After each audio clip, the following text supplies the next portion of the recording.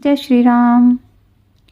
हम सब बोलते हैं, कहते हैं कि बच्चे आजकल बहुत बिगड़ रहे हैं, हमारी सुनते नहीं हैं, अपनी मर्जी से जीते हैं, बस इनको आज़ादी चाहिए।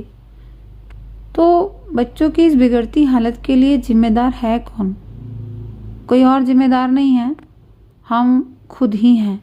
हमारा समाज है, हमारा सिस्टम है, जिसके अनुसार हम जीते हैं, हम चलते हैं, हम व्यवहार करते हैं।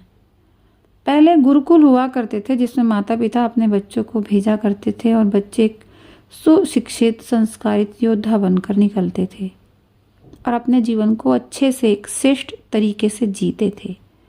लेकिन आज उनकी जगह हाईटेक स्कूलों ने ले ली है, जहाँ से बच्चे पढ़कर एक मशीनी रोबोट बनकर निकलते हैं।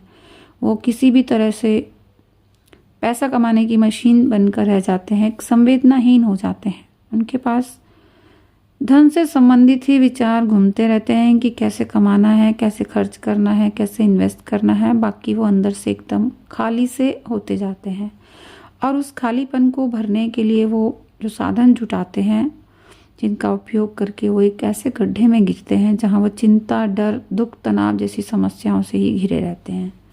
और एक वक्त आता है, इन्हीं समस्याओं में घिरे घिरे ही उनका जीवन भी समाप्त हो जाता है। ये तो हुई कि जो बच्चों को पढ़ने का बहुत अच्छे से माहौल मिल जाता है और वो अच्छा कमा लेते हैं। लेकिन बहुत बच्चे ऐसे हैं जिनको पढ़ने का अच्छा माहौल नहीं मिल पाता है, उन्हें सुविधा नहीं मिल पाती, तो वो पढ़ भी नहीं पाते।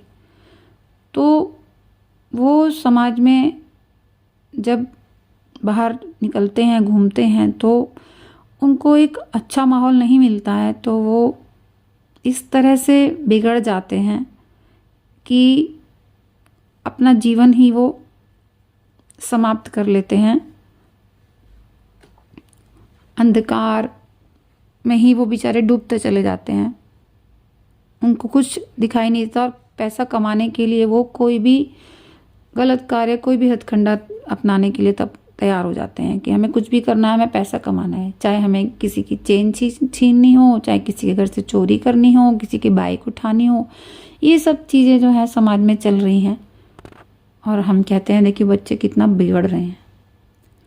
लेकिन इसके लिए जिम्मेदार अकेले वो बच्चे ही नहीं हैं, हम भी जिम्मेदार हैं। तो जो हम माता पिता हैं, हमें क्या करना चाहिए कि उन बच्चों के साथ एक फ्रेंडली रिश्ता हमें रखना चाहिए।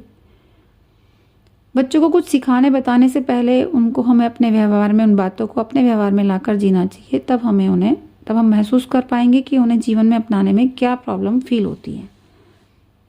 माता पिता चाहते हैं कि बच्चा हमारे अनुसार जिए और बच्चा अपनी आज़ादी में रहना चाहता है, उसे माता पिता की बातें बंधन लगती हैं। तो उसके लिए हमें क्या करना है कि अपनी उम्र को बच्चों की उम्र के आसपास का हमें आंकना है।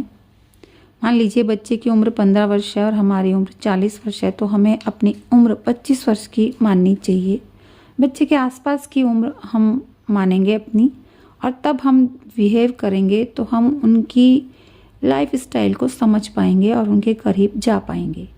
तभी कहते हैं कि हम ये भी कह रहे हैं कि जहाँ हमें लगे कि ढील हमें देनी चाहिए, ज़रूरत जहाँ ढील देने की है वहाँ ढील देनी चाहिए, और जहाँ लगे कि टाइट होना चाहिए तो वहाँ टाइट भी हमें होना चाहिए।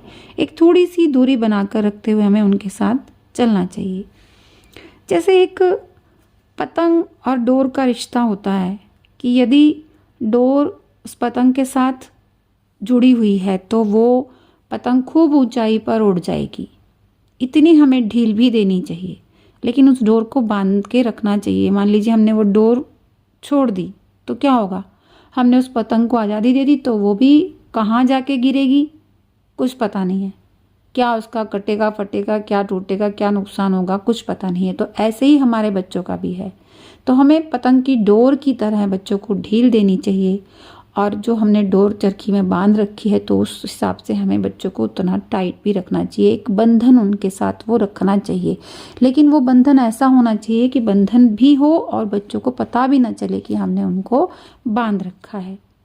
उनके साथ हमारा रिश्ता एक ऐसे मजबूती का हेल्दी रिश्ता होना चाहिए कि बच्चे भी खुश और हम भी खुश।